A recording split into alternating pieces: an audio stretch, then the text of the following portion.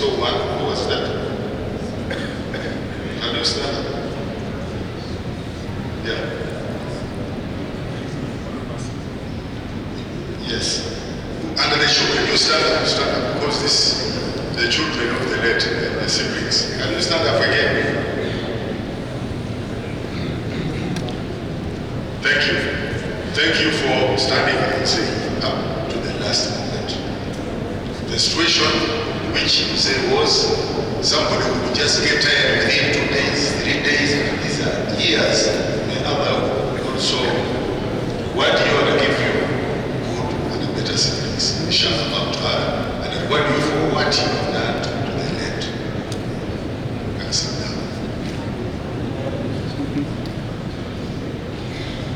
Mulisa kwatako muyonja kola ki ekyogo omuntu omwana aduse afuna ebizibu.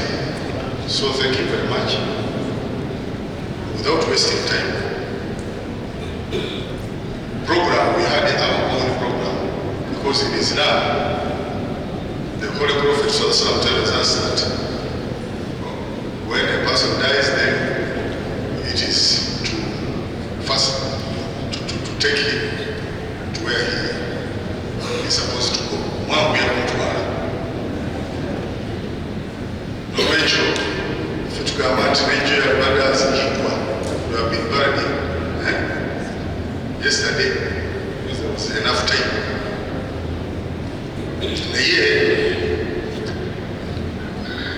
أطيعوا الله وأطيعوا الرسول وأولي الأمر منكم.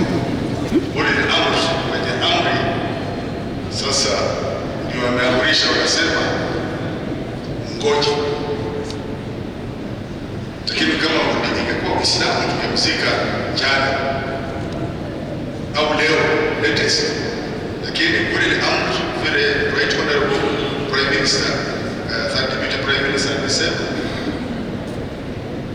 wamesema kesho cabinet kuzungumzia mambo yake, msimzike doctor. Tuesday itakuwa ni cabinet, ni parliament na UPDF Kololo. Kutoka hapo Tuesday ndio anachukua yeye wapi, na Jumani sasa Wednesday ndio wakati wa kuzika.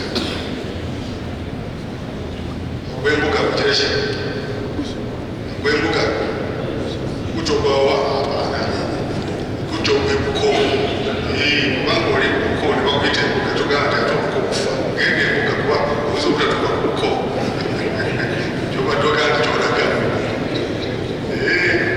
kati drone mekwechi kama soko wanaja kutoka kutoke buko tunaja kutoka. So we had to bear with that in accordance with the guidelines and the authorities that we should wait, and this is exceptional. Temutwala hata Uislamu cha kukiriza wao mtaweza kama ngagungi ndio songeyo okusatu inshallah taala mkenzi wazikibwa emizikiti gyonna mu Uganda tusanga salatu janaza,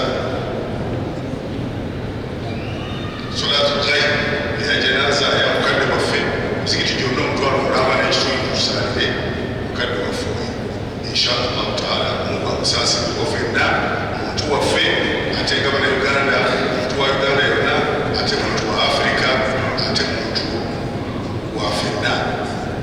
Allahu rabbana fina warhamhu wa'afihi wa'fu anhu وأكرم نزله ووسعه بخلقه ووسعه بالماء والثلج والبرد وأنبه من الذنوب والخطايا وأن ينقى الثوب الأبيض من الدنس.